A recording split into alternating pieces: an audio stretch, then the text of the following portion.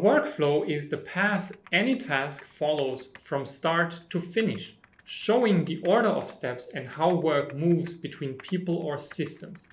In other words, a workflow describes who does what and when. This helps to organize tasks so they happen in the right sequence, and it reduces confusion about responsibilities. Workflows typically include 5 components: individual steps or tasks, the actions that must be completed; a sequence, so that's the order in which the steps happen; role definitions, that's who is responsible for each step; decision points, where different actions may be taken; and very clearly defined outcomes. A classic customer support workflow can look like this.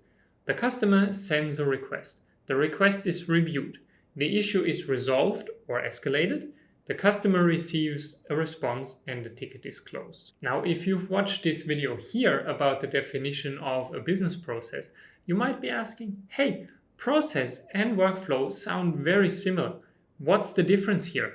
Basically, a process defines what happens. It's more high-level thinking, really. Broad scope and overall goal-oriented in comparison to a workflow, which works more on a detail level, meaning it's more narrow and task-oriented. The name workflow gives it away. It literally defines how work flows from one step to the next or one person to another. My name is Tobias Hens. I help solopreneurs and small business owners go from idea to profit fast with business insights just like this one. For more information on workflows, but also on other components of business operations like systems or SOPs, watch these videos next.